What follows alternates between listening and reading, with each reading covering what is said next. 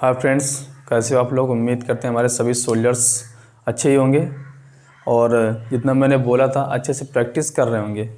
तो फ्रेंड्स, आप जानते हैं मेरा टॉपिक चल रहा है इस समय करेक्शन एंड डिटेक्शन।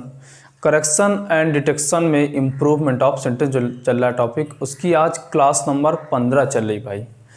15वीं क्लास आज हो गई और हमारा टॉपिक क्या चल रहा है, प्रोनाउन में अगर कोई गलती है, प्रोनाउन में अगर कुछ रॉन्ग है, प्रोनाउन में अगर कुछ प्रॉब्लम है तो आपने उसके सेंटेंस के अंदर कैसे इम्प्रूव किया, ये आपने अच्छी तरीके से सीखा। आपने नाउन का सीखा कि सर अगर नाउन में कुछ गलती थी तो आपने अच्छी तरीके से सिखा दिया, विद कॉन्सेप्ट सिखाया, एग्जाम्पल के साथ सिखाया।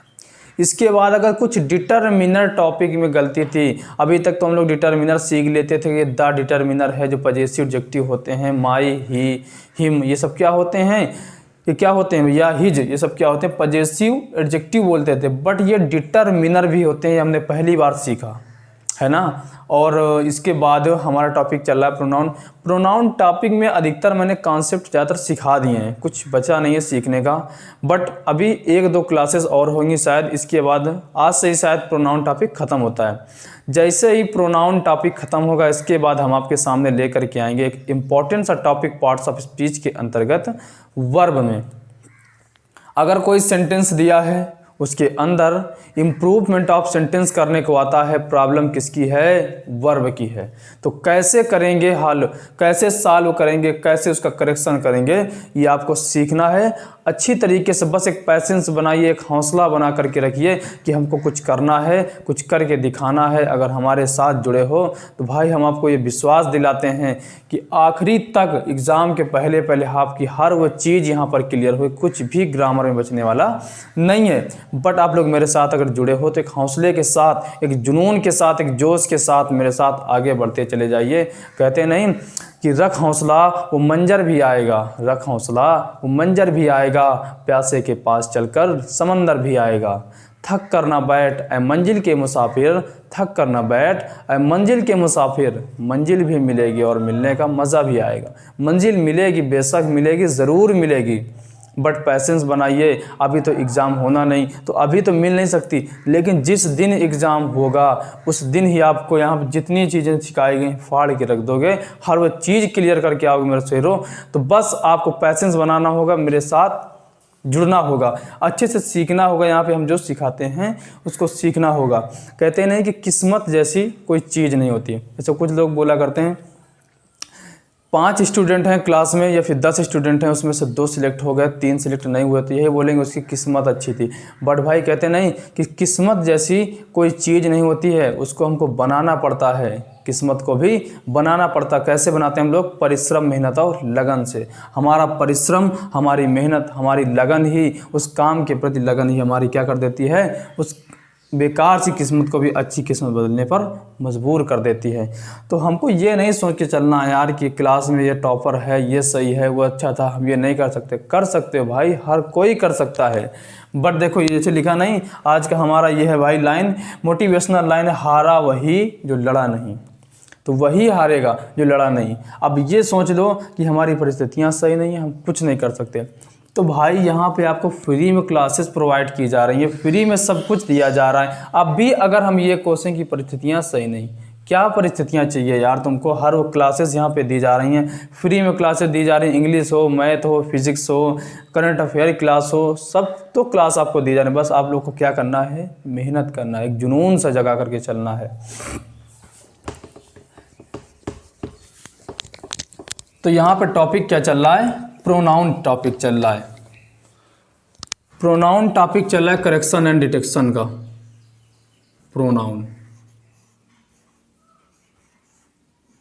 प्रोनाउन टॉपिक चल रहा है करेक्शन एंड डिटेक्शन, यानी इम्प्रूवमेंट ऑफ सेंटेंस। बहुत इंपॉर्टेंट कॉन्सेप्ट। प्रोनाउन टॉपिक में ज़्यादातर मैंने कॉन्सेप्ट को आपको आपके सामने बता दिया है कि किस प्रकार से क्या सॉल्व करते हैं, कैसे सॉल्व करते हैं। अब कुछ कॉन्सेप्ट बचे हुए हैं, उनको देख लेते हैं। जैसे मैंने उस दिन में बता दिया था आपको कहाँ पे विच आएगा, कहाँ पे हु आएगा, ये सब बता दिया था। और इसके बाद में मैंने दैट वगैरह का नहीं बताया, ये भी बताना है। आज एक कॉन्सेप्ट बहुत बढ़िया है, इसको ये सीख लेना है। देखिए यहाँ पे मैंने क्या बोला, कॉन्सेप्ट आज का सुन लीजिए, बहुत इंपॉर्टेंट कॉन्सेप्ट है। कंपैरिजन जो होता है, तुलना जो होती है, हमेशा किस में होती है? समान चीज़ों में होती है। समान चीज़ों में तुलना होती है। अगर वो पर्सन है तो पर्सन के साथ ही तुलना होगी, उसकी तुलना जानवर के साथ तो नहीं कर सकते ना। अगर वहाँ पे देखो, यहाँ पे तुलना अभी तक हम लोग सीखते थे कि जैसे मान लीजिए कि सुपरलेटिव डिग्री होगा, कंपैरेटिव डिग्री होगा और इसके बाद पॉजिटिव डिग्री होगा, तो यहाँ पे कंपैरिजन हो गया।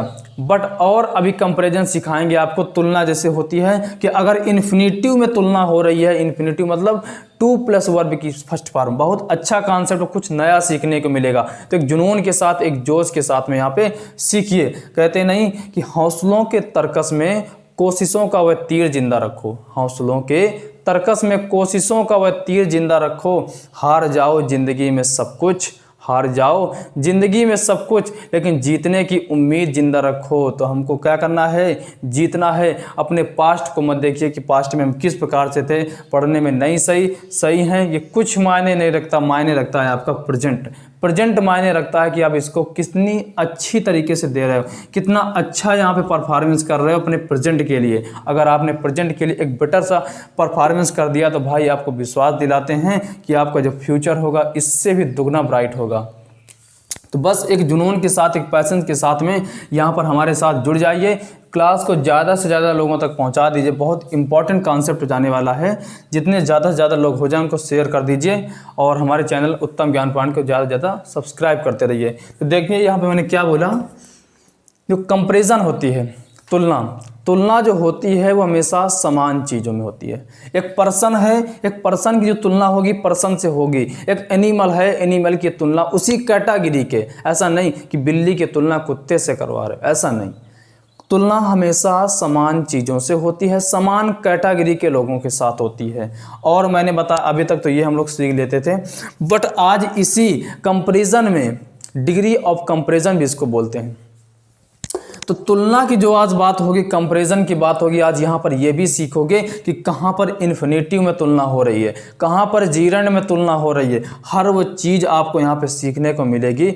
बस एक पैशंस के साथ में मेरे साथ जुड़ जाइए। क्लास को ज़्यादा से ज़्यादा शेयर कर दीजिए। और अगर क्लास में कुछ अच्छा सीखने को मिल रहा हो, कुछ नया कॉन्सेप्ट सीखने को मिल रहा हो, तो जिस भी हमारे सोल्जर्स ने अभी क्लास को लाइक ना किया हो, लाइक कर दीजिए। कमेंट में जाकर के ये बता दीजिए आज का कॉन्सेप्ट कैसा लग रहा है, पढ़ने में मज़ा आ रहा है, ये आप कमेंट में जाकर के बताइए। देखिए मैंने क्या बोला, कंपैरिजन जो होती है समान चीज़ों में होती है। ये आप केवल बस इतनी टैगलाइन, इतनी लाइन नोट कर लीजिए कि कंपैरिजन जो होती है, तुलना जो होती है समान चीज़ों में होती है। और कुछ आपको नहीं लिखना, इतना आप लिख लीजिए। अभी एग्जाम्पल के थ्रू समझ आते हैं, बिल्कुल समझ में आएगा। हर वो चीज़ क्लियर होगी, एक बार में क्लियर होने वाली है कि यहाँ पे किस प्रकार से सर ने बताया जो तुलना होती है वो समान चीज़ में होती है। तो हमको समझ में नहीं आया, आएगा समझ में, आएगा मेरे भाई समझ में। बस कब आएगा? जब यहाँ पे हम एग्जाम्पल समझाएंगे आपको, उसकी प्रैक्टिस। अभी आप प्रोनाउन खत्म कर लीजिए, इसके बाद में वर्ब टॉपिक चलेगा। ये चूंकि करेक्शन एंड डिटेक्शन जो टॉपिक होता है, इंप्रूवमेंट ऑफ सेंटेंस, ये जो डिफेंस लेवल के लिए हो, कंपटीशन लेवल के लिए, एसएससी के लिए हो, हर देखो कंपटीशन एग्जाम के लिए एक बड़ा टॉपिक होता है। और जो टॉपिक हो जाते हैं ये सब छोटे छोटे टॉपिक हो जाते हैं, इनको जल्दी खत्म किया जाता है। बट करेक्शन एंड डिटेक्शन एक ब्राइट टॉपिक हो जाता है। इसमें हर वो चीज़ देखना पड़ता है। नाउन की गलती है, प्रोनाउन की गलती है, टेंस की गलती है। यहाँ पे देखो सेंटेंस में गलती किसी भी चीज़ की हो सकती है, एक छोटी से छोटी चीज़ की भी गलती हो सकती है। तो अगर एक बड़ा सा टॉपिक को आपने चूज किया है तो इसको जल्दी से जल्दी हम खत्म करने का प्रयास करेंगे, क्योंकि अगर ये खत्म हो जाता है इसके बाद फिर ज़्यादा कुछ नहीं बचता है। PQRS वगैरह होते हैं, हम आपको सॉल्व करवाएंगे आराम से, कुछ दिक्कत नहीं, नो टेंशन होकर पढ़िए। मेरे साथ अगर जुड़े हो तो एग्ज़ाम से पहले आपको विश्वास दिलाते हैं हर वो चीज़ क्लियर होगी। और जैसे कि काफ़ी स्टूडेंट हैं, उनकी डिमांड हो रही थी कि सर वोकैब्स की क्लास भी ली जाए, तो भाई परेशान होने की ज़रूरत नहीं है। हम संडे टू संडे, जितने भी संडे आएंगे तो आपको वोकैब्स की क्लास देंगे। बाकी जितने डेज होते हैं मैं आपको क्या कराऊंगा, यहाँ पे जो हमारा चल रहा टॉपिक वहीं पढ़ाते रहेंगे, हम उसको भी बताएंगे कि क्या है यहाँ पे क्या करना है, किस प्रकार से करना है, ये हमको समझाते रहेंगे। और जो संडे की क्लास होगी special class of the day, special class of the week, सप्ताह की सबसे स्पेशल क्लास होगी किसके लिए? वोकैब्स के लिए, क्योंकि वोकैब्स सबसे ज़रूरी है। क्योंकि वोकैब्स देखो ऐसा टॉपिक होता है, ये मान लीजिए है करेक्शन एंड डिटेक्शन, ये तो एक सीमित है, कि इतने से ही पूछा जाएगा, बट करेक्ट वो कैप्स है उसका कोई सीमा नहीं, ना तो 100 है, ना तो 1000 है, ना तो 10,000 है, ना तो लाख। वो कैप्स की कोई सीमा नहीं, कहीं से भी पूछ सकता है। तो वो कैप्स देखो, एक रटना एक अलग बात हो जाती है, कितने रटोगे यार आप, कितने याद करोगे, नहीं रट पाओगे। तो यहाँ पे आपको हम क्या समझाएंगे, ट्रिक के साथ समझाएंगे वो कैप्स कैसे याद करेंगे। एक एक वो कैप की ट्रिक के साथ 5-5, 10-10 वो कैप्स याद करोगे आप। बस अगर हमारे साथ जुड़े हो तो रोज क्लास देखते रहिए, यहाँ पे डेली क्लास देखिए, क्लास को मिस मत किया करिए भाई, क्योंकि कॉन्सेप्ट कुछ होते हैं हम लोग क्या होते हैं, छूट जाते हैं। और कॉन्सेप्ट अगर छूट जाते हैं, इसके बाद जो है जब प्रैक्टिस होती है तो हमको क्या होती है, एक प्रॉब्लम सी होने लगती है कि सर यह कहाँ, ये कैसे हो गया। तो इस वजह से मैं बोलता हूँ कि रोज़ क्लास लीजिए, रोज़ क्लास ज्वाइन करिए, हर वह चीज़ क्लियर आपको समझ में आएगी। अगर कुछ भी प्रॉब्लम होती है तो आप लोग कमेंट बॉक्स में जाकर के ये बताइए कि सर हमको ये प्रॉब्लम है, ये रूल नहीं समझ में आ रहा है, ये एग्जाम्पल नहीं समझ, आपकी सॉल्व तुरंत आपकी प्रॉब्लम सॉल्व की जाएगी। और जैसा कि मैं बोल रहा हूँ कि जम करके प्रैक्टिस करिए, प्रैक्टिस करते रहिए। इसके बाद जब प्रैक्टिस आप करोगे तो किसी बुक से करिए तो आपका कॉन्फिडेंस लेवल जो होता है हाई होता है, क्योंकि देखो कॉन्सेप्ट सिखा दिया गया, उसके बाद क्या जरूरी होता है, उस रूल का एग्जाम्पल का प्रैक्टिस करना जरूरी होता है। इस वजह से प्रैक्टिस करते रहिए। तो आप लोग क्या करते रहिए, प्रैक्टिस करते चलिए। आई रूल देखते हैं जो मैंने समझाया कि जो तुलना होती है, कंपैरिजन होता है, वो समान चीज़ों में होता है। ऐसे मैंने बोला कि अगर पर्सन की तुलना है, पर्सन से करवाइए। अगर किसी एनिमल की तुलना है तो उसी कैटेगरी के एनिमल से करवाइए। अगर इन्फिनेटिव आना है, अगर यहाँ पे तुलना किस में हो रही है, आपके सेंटेंस में तुलना किस में हो रही, इन्फिनेटिव क्या होता है। इन्फिनेटिव आप लोग अच्छी तरीके से जानते हैं, 2+ वर्ब की फर्स्ट फॉर्म को क्या बोलते हैं हम लोग, इन्फिनेटिव बोलते हैं। 2+ वर्ब की फर्स्ट फॉर्म क्या होता है, इन्फिनेटिव। इन्फिनिटी होता है 2+ वर्ब की फर्स्ट फॉर्म। तुलना कराइए, अगर जीरंड की तुलना हो रही तो फिर जीरंड ही आएगा, ना कि वहाँ पे इन्फिनिटिव आएगा। जीरंड क्या होता है, वर्ब की फर्स्ट फॉर्म में क्या लगा दो, क्या लगा दो भैया, आईएनजी लगा दो। वर्ब की फर्स्ट फॉर्म में आईएनजी लगा दीजिए, क्या हो गया, जीरंड हो गया, जीरंड हो गया। कुछ चीज़ें ऐसी होती हैं जो बीच बीच में हमको सीखना होता है, कि जैसे मान लीजिए मैंने क्या बोला, इन्फिनिटिव जो होता है 2+ वर्ब की फर्स्ट फॉर्म में इन्फिनिटिव होता है। वर्ब की फर्स्ट फॉर्म में अगर आईएनजी लगा देते हैं तो वही क्या बन जाता है, जीरंड। इसको हम एज ए नाउन भी प्रयोग करते हैं। तो बस इतना देखना है आपको कि कंपेरिजन जो होता है समान चीज़ें में होता है। एग्जाम्पल के थ्रू समझते हैं, जितना मैंने अभी बता दिया कि किस प्रकार से है करना है। आइए देखते हैं एग्जाम्पल। लिखा है यहाँ पे, एग्जाम्पल देखिए, लिखा है Ram is taller than, Ram is taller then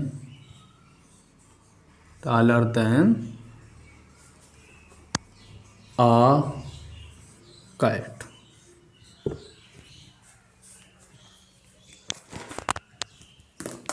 क्या लिखा है यहाँ पे, लिखा है Ram is taller than a cat. सुन के कितना अजीब लगा होगा, तो देखिए सेंटेंस में क्या गलती होगी आपको समझ आने लगा होगा। लिखा है Ram is taller than a cat. Ram क्या हुआ, एक पर्सन है, एक व्यक्ति का नाम है। कैट क्या हुआ, एनिमल है, जानवर है, एनिमल। तो क्या पर्सन की तुलना एनिमल से करवाओगे, ऐसा तो कभी नहीं हो सकता भाई। क्योंकि मैंने बोला कि जो कंपैरिजन होता है वो समान कैटेगरी के लोगों के साथ होता है। राम बिल्ली से लंबा है, अबे यार क्या हो गया भाई, बिल्कुल सही नहीं है। Ram is taller than a cat, कैसे हो सकता है, तुलना तो हो गई अलग अलग श्रेणी के लोगों के साथ। बट मैंने तो क्या बताया कि जो कंपैरिजन होती है, तुलना होती है, वो समान चीज़ों के साथ होती है। तो यहाँ पे क्या गलती हो गई, क्या गलती हो गई, यहाँ पे ये जो द कैट लिखा है इसको बिल्कुल से रॉन्ग कर दीजिए, यहाँ पे बिल्कुल से हटा दीजिए, यहाँ पे नहीं होना चाहिए था। यहाँ पे क्या लिख सकते हो, किसी पर्सन का नाम लिख सकते हो आप। पर्सन में रामू, श्यामू, राधा, मोहन कुछ भी कर दीजिए। Ram is taller then Mohan माने लिख दिया मैंने। तो अब राम जो है मोहन से लंबा है, ये बात तो बिल्कुल सही हो गई, क्योंकि जो मैंने बोला कि कंपैरिजन जो होती है समान चीज़ में, ये तो एक छोटा सा एग्जांपल था इसका नमूना देने के लिए। अब देखते हैं जो मैंने रूल बताया उसका नया जो कॉन्सेप्ट है, वो जो कॉन्सेप्ट है उसके एग्जांपल अब आप देखिए बेटर तरीके से। ये तो आपको एक नमूना सा हो गया किस प्रकार से है। अब देखिए लिखा है, अब आगे देखते हैं लिखा है एग्जाम्पल अगला लिखा है to sing is better than to sing is better than to sing is better than dancing. To sing is better than dancing.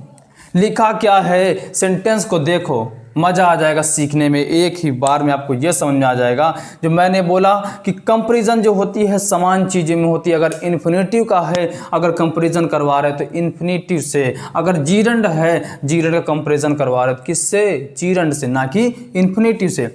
लिखा क्या है, टू सिंग। मैंने क्या बोला इसके पहले टू प्लस वर्ब की जो फर्स्ट फॉर्म होती है क्या बोलते हो, इन्फिनेटिव बोलते हो। क्या बोलते हो भैया, इन्फिनेटिव बोलते हो,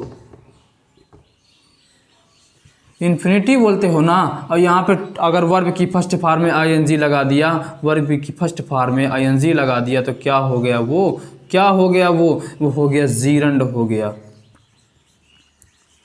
तो बस यही सेंटेंस को देख ले, टू प्लस वर्ब की फर्स्ट फॉर्म क्या हुआ, infinitive. Is better then, comparison करवा रहे, देन लिखा है बेटर।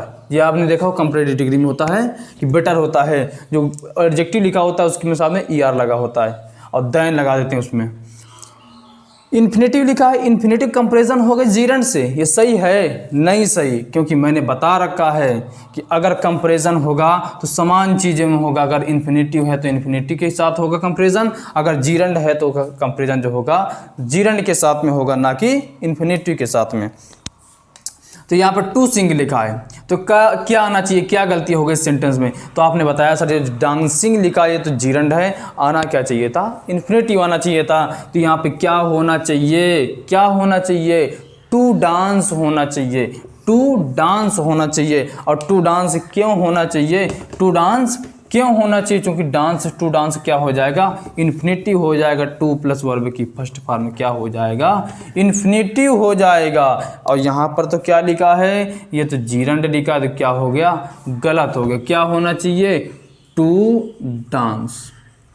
अब तो सही हो गया ना। आपने कहा सर बिल्कुल सही हो गया, क्यों सही हो गया, क्योंकि लिखा क्या है, टू सिंग लिखा है, टू सिंग लिखा है, टू प्लस वर्ब की first form infinitive, two plus verb की फर्स्ट फॉर्म में क्या हो गया, इन्फिनेटिव। तो कंपैरिजन तो समान चीज़ में हो गई ना, सही हो गया। अगला एग्जांपल देखते हैं। उम्मीद करते हैं जो आपने कॉन्सेप्ट बताया था आपको समझ में आया होगा। इस तरीके की गलती बिल्कुल मत करिएगा भाई कि अगर तुलना है, कंपैरिजन है तो इन्फिनेटिव का है तो इन्फिनेटिव के साथ करिए, जीरंड का है तो जीरंड के साथ करिए। इसी सेंटेंस में अगर देख लीजिए लिखा होता, अगला एग्जाम्पल ही समझा दे रहे हैं।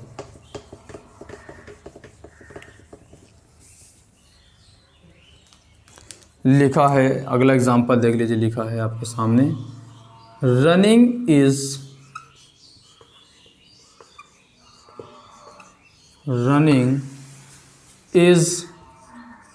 बेटर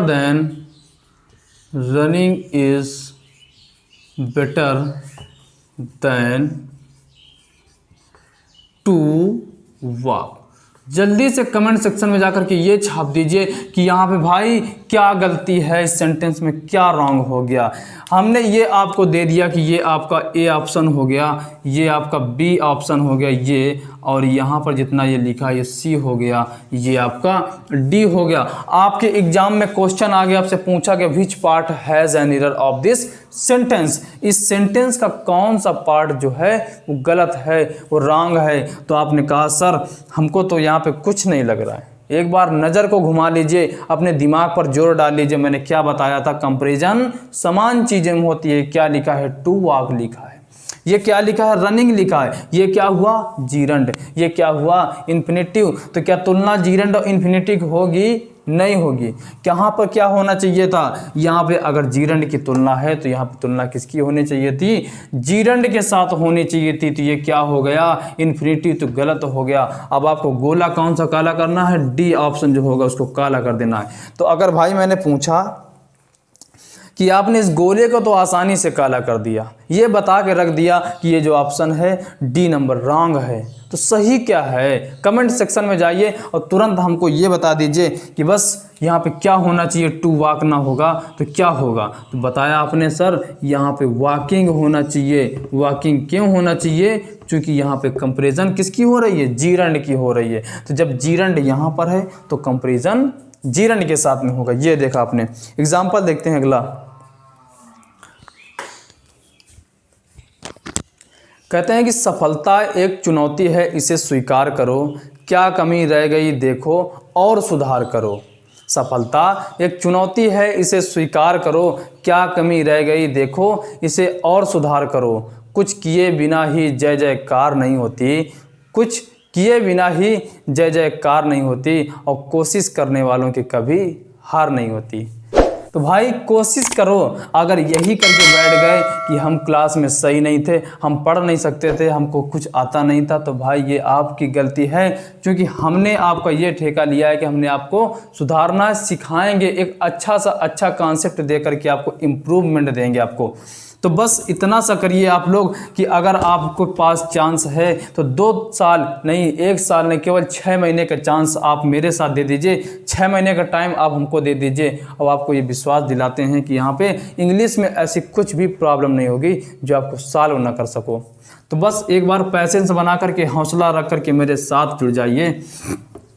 उम्मीद ये लगा करके लग जाइए कि हमको कुछ करके दिखाना है। जो लोग समझते हैं कि हम कुछ कर नहीं सकते, उनके घर के सामने भी डीजे बजवाना है। तो आइए देखते हैं मैंने क्या बोला। अगला, कंपैरिजन जो होता है समान चीज़ें में होता है। उसमें एक एग्जांपल और देखिए, लिखा है राम इज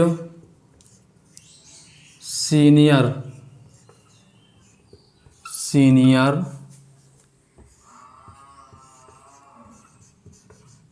मी। एक अच्छा सा कॉन्सेप्ट है। काफ़ी एग्जाम्पल जो होते हैं, क्वेश्चन इस एग्जाम्पल के थ्रू पूछे जाते हैं कि यहाँ पे होना क्या चाहिए। काफ़ी एग्जाम्पल पूछे, काफ़ी बार पेपर में आ चुका कि यहाँ पे होना क्या चाहिए। अब देखो बताते हैं आपको यहाँ पे होना क्या चाहिए। आइए देखते हैं। लिख दिया ना सीनियर। अब यहाँ पे देखो ये बता दें, अच्छा सा कॉन्सेप्ट, इसको एक बार दिमाग में बैठा लीजिए, कभी आप भूलने वाले नहीं हो।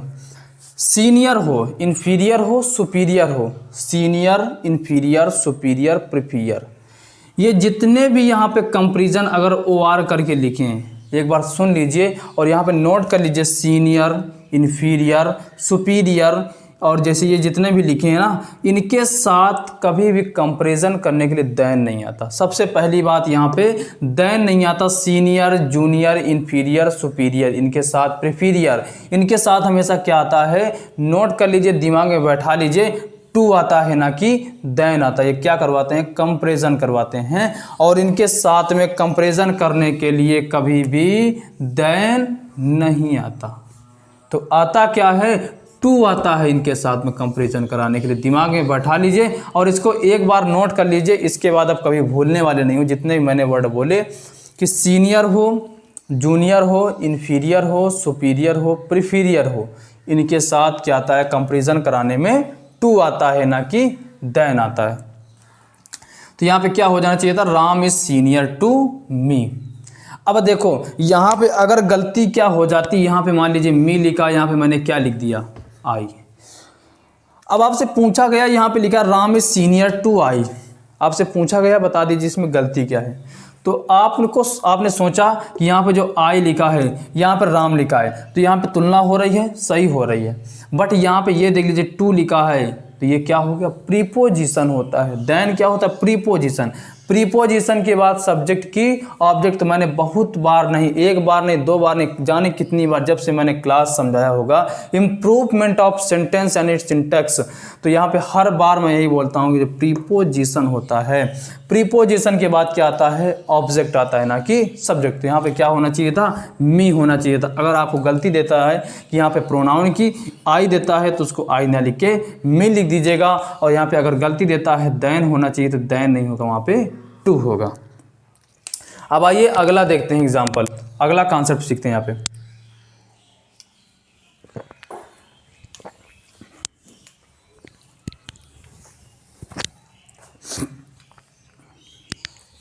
अगला कॉन्सेप्ट इससे भी ज़्यादा इंपॉर्टेंट है, क्योंकि ये तो आपको हर चीज़ें पता थी, बट वो एग्जाम्पल, वो जो कॉन्सेप्ट है बहुत कम लोगों को पता होता है। बहुत अच्छा सा कॉन्सेप्ट, इसको एक बार सीख लीजिए, क्योंकि ये एग्ज़ाम जो कॉन्सेप्ट है इससे काफ़ी एक दो क्वेश्चन आराम से आपके एग्ज़ाम में पूछे जाते हैं।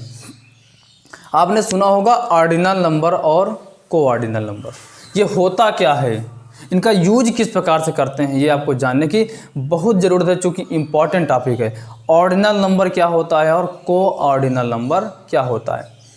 तो आपने देखा होगा लिखा होता है first, second, third, fourth, fifth, six, seventh, eighth, ninth, tenth, जितने भी मैंने बोल दिए, first, second, third, fourth, fifth, six, seven, eighth, nine, 10, ये क्या हो जाते हैं, आपके ऑर्डिनल नंबर हो जाते हैं। यहाँ पे देख लीजिए, नोट कर रहा हूँ मैं, ये क्या हो जाते हैं, ordinal number. First, second, first, second, third, dot dot मान लीजिए जहाँ तक आप सोच सको, ये सब क्या हो जाएंगे, ऑर्डिनल नंबर हो जाएंगे। Ordinal number.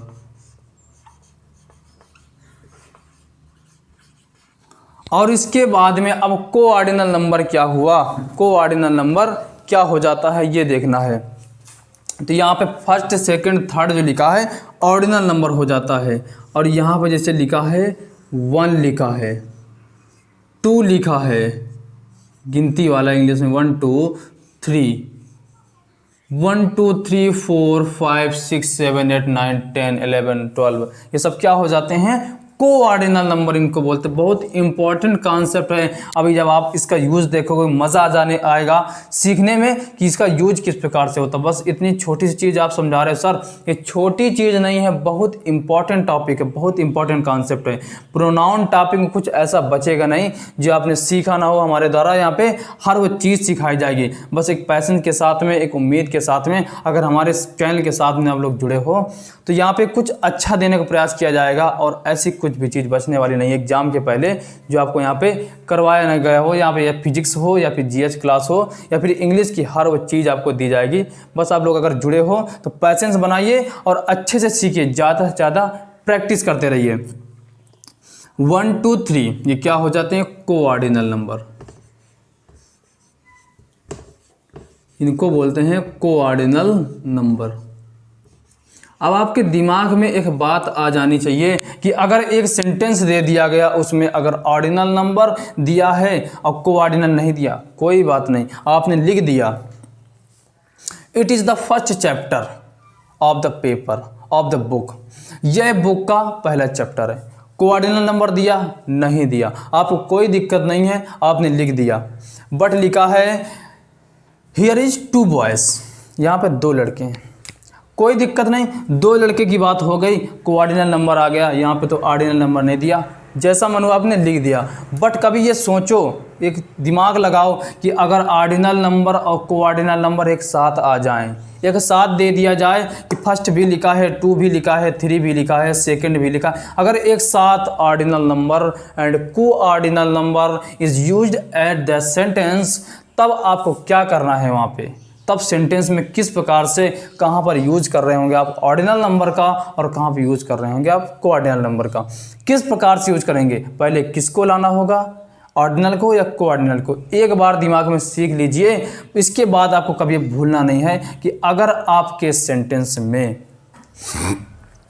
अगर आपके सेंटेंस में ऑर्डिनल नंबर यानी कि first, second, third, fourth, fifth, six ये अगर दिया है ऑर्डिनल नंबर और इसके बाद में को ऑर्डिनल नंबर 1 2 3 4 एक साथ दे देता है तो कुछ भी दिक्कत नहीं है सीखने में। क्या होगा, पहले ऑर्डिनल नंबर लिख दीजिए, इसके बाद जस्ट उसी के बाद को ऑर्डिनल नंबर लिख दीजिए। क्या मैंने बोला कि सबसे पहले ऑर्डिनल नंबर लिख देना है, इसके बाद को ऑर्डिनल नंबर लिख देना है, आपका सेंटेंस सही हो जाएगा। It is the fundamental of ordinal number and को ऑर्डिनल नंबर।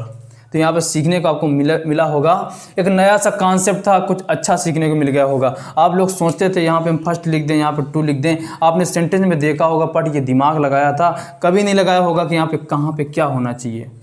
तो आज सीख लीजिए कि अगर किसी भी सेंटेंस में ये लिखा होता 2 फर्स्ट चैप्टर, क्या हो गया, गलत हो गया। मैंने क्या बोला, ऑर्डिनल नंबर आना चाहिए फिर कोऑर्डिनल, फर्स्ट 2 चैप्टर्स होना चाहिए ना कि 2 फर्स्ट चैप्टर होना चाहिए।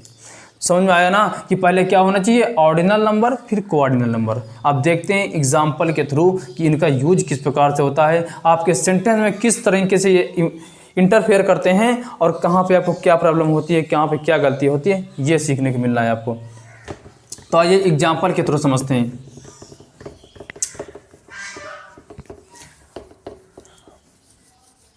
बहुत अच्छा सा कॉन्सेप्ट भाई, इसको एक बार दिमाग में बैठा लीजिए, कभी भूलोगे नहीं आप कि यहाँ पे होगा क्या। अगर फिर भी 2 महीने नहीं 3 महीने बाद अगर आप भूल जाते हो ये कॉन्सेप्ट, एक बार जो मैंने यहाँ पे समझा दिया है, बट जो भी आपने नोट्स बनाया है उसको एक बार रिमाइंड कर लेना, फिर इसके बाद आप कभी भी भूलने वाले नहीं हो।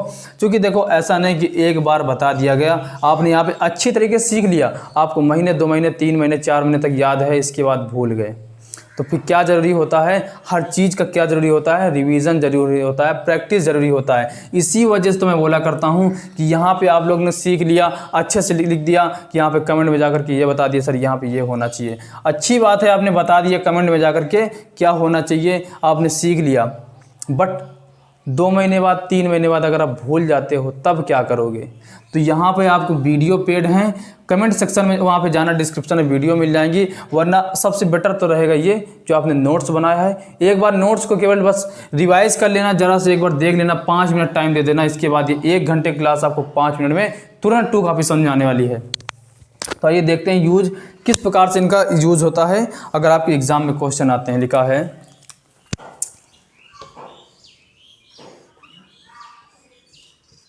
द फर्स्ट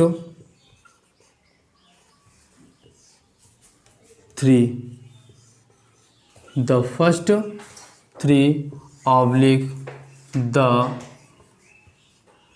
3 फर्स्ट बॉयज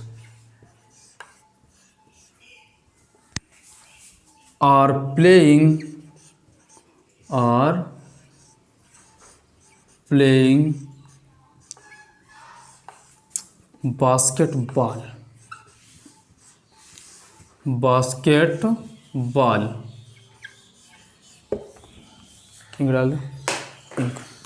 लिखा है the first 3 and the 3 first boys are playing basketball। आपके एग्जाम में क्वेश्चन आया, आपने देखा कि सर कितना बेहतरीन एग्जाम्पल है, बेहतरीन तो है, इससे ज़्यादा बेहतरीन क्या था, इसका कॉन्सेप्ट था। आपको कॉन्सेप्ट समझ में आ गया तो आपको ये समझ में आने लगा कि यहाँ पे गलती क्या होनी चाहिए, यहाँ पे क्या सही होना चाहिए, यहाँ पे क्या गलत होना चाहिए। बट अगर उम्मीद करते, एक बार ज़रा दिमाग में जोर लगाते कि यहाँ पर अगर आपको क्या पता होता, कॉन्सेप्ट ना पता होता, तब क्या करते आप। तब तो यही आपको लगता कि द फर्स्ट 3 या द 3 फर्स्ट दोनों सही लग रहे हैं यार, कौन सा लिखें कौन सा लिखें। अब तो बता दो, कमेंट सेक्शन में जाकर के मैंने तुमको ऑप्शन दे दिया, ये ए ऑप्शन है, ये बी ऑप्शन है, बस केवल ए बी ऑप्शन में ये बता दीजिए कि कौन सा पार्ट आपका रॉन्ग हो गया, कौन सा सही हो गया। तुरंत जाकर के कमेंट कर दीजिए अगर आपने कॉन्सेप्ट सीखा है, अगर आपको ये पता चल गया है कोऑर्डिनल नंबर क्या होते हैं, ऑर्डिनल नंबर क्या होते हैं। तो हमको ये उम्मीद दिलाना चाहिए, ये उम्मीद होना चाहिए कि आपको समझ आ गया होगा कौन सा पार्ट गलत है। तो यहाँ पे भाई सबके कमेंट आने शुरू हो गए, सब लोग के कमेंट आ रहे हैं कि बी ऑप्शन रॉन्ग है। तो मैं उनसे पूछना ये चाह रहा हूँ, एक बार फिर से कमेंट कर दीजिए क्योंकि पढ़ते समय कमेंट ज़रूरी होता है ये बताना कि आपको वो चीज़ समझ में आ गई। तो यहाँ पे आप ये कमेंट करके बता दीजिए यहाँ पे बी जो होगा वही क्यों सही होगा, ए क्यों नहीं सही हो सकते हैं, यहाँ पे जो ए होगा यही क्यों सही है, बी क्यों नहीं सही।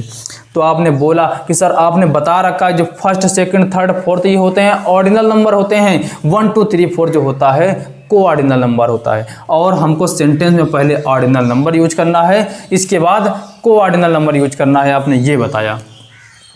तो भाई first second third ordinal number, इसके बाद 3 कोऑर्डिनल नंबर। तो आपने कहा सर ये तो बिल्कुल सही हो गया, तो ये तो बिल्कुल ही सही हो गया क्योंकि ऑर्डिनल के बाद कोऑर्डिनल लिखा है, यहाँ पे कोऑर्डिनल लिखा फिर ऑर्डिनल, ये तो गलत हो गया।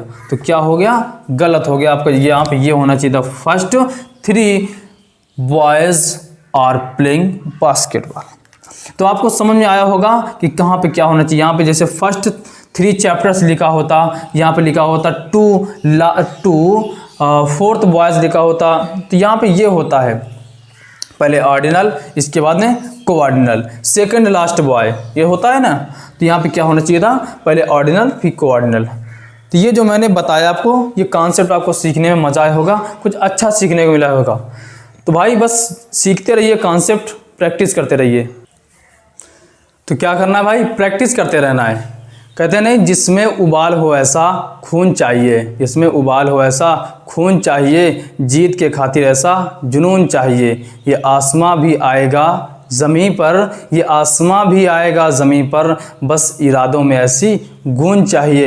एक इरादा तो बना करके रखिए कि हमको कुछ करना है, कुछ करके दिखाना है। हम आपको विश्वास दिलाते हैं भाई आप बहुत अच्छी तरीके से करोगे, एक बेटर से बेटर तरीके से करोगे। जैसे मैंने उस दिन बोला था ना कि जब आपका रिजल्ट आएगा तो मधुमक्खी के शहद से भी वो मीठा होगा, बिल्कुल मीठा होगा। आप इस समय जो है परिश्रम करते रहिए, मेहनत करते रहिए। आज की क्लास में जो भी आपको कॉन्सेप्ट सिखाए गए उम्मीद करते हैं कि आपको वो समझ में आया होगा। इसके बाद 1-2 और कॉन्सेप्ट बचे हैं प्रोनाउन टॉपिक में, इसके बाद प्रोनाउन टॉपिक को हम खत्म करते हैं। फिर इसके बाद में वर्ब की क्लास होगी, वर्ब क्लास समझाने के बाद इसके अंदर एडजेक्टिव होगा, एडवर्ब होगा, आर्टिकल होंगे, प्रीपोजिशन होंगे, कुछ भी नहीं बचेगा भाई। बस जुड़े रहिए, साथ में प्रैक्टिस करते रहिए, मेहनत करते रहिए। आपको हर वो चीज़ एग्जाम के पहले पहले क्लियर हो जाएगी, हर वो चीज़ आपको समझ में आने वाली है। जम करके मेहनत करिए, प्रैक्टिस करते रहिए। तो आज क्लास में मैंने जो समझाया, और भाई वोकैब्स की क्लास जो होगी आपको वो संडे टू संडे होगी। हर संडे को वोकैब्स की मैराथन क्लास होगी। उसमें आपको जो वोकैब्स होते हैं उनको लर्न करने का तरीका किस प्रकार से ट्रिक के थ्रू आप समझेंगे। एक एक ट्रिक आपके 10-10 वोकैब को तैयार करवाएगी। तो बस संडे को आप मिलते हैं हम लोग आपसे कि आप वोकैब की तैयार होगी, और इसके बाद में बाकी सब डे वही क्लासें चलती हैं, इस प्रकार से वही चलेंगी। तो बस आज का अगर वीडियो अच्छा लगा हो, क्लास अच्छी लगी हो, तो भाई ज़्यादा से ज़्यादा लोगों को तो शेयर कर दीजिए। और जिस भी अभी हमारे सोल्जर्स ने क्लास को लाइक ना किया हो, लाइक कर दीजिए। कमेंट सेक्शन में जाकर के बताइए आज के जो कॉन्सेप्ट था सर सीखने में मज़ा आ गया। तो कमेंट सेक्शन में जाकर बताइए कैसा लगा आज का वीडियो, क्लास आज कैसी लगी। क्लास को ज़्यादा से ज़्यादा शेयर करिए, हमारे चैनल उत्तम ज्ञान पॉइंट को सब्सक्राइब करते रहिए। धन्यवाद, जय हिंद दोस्तों, कल मिलते हैं फिर।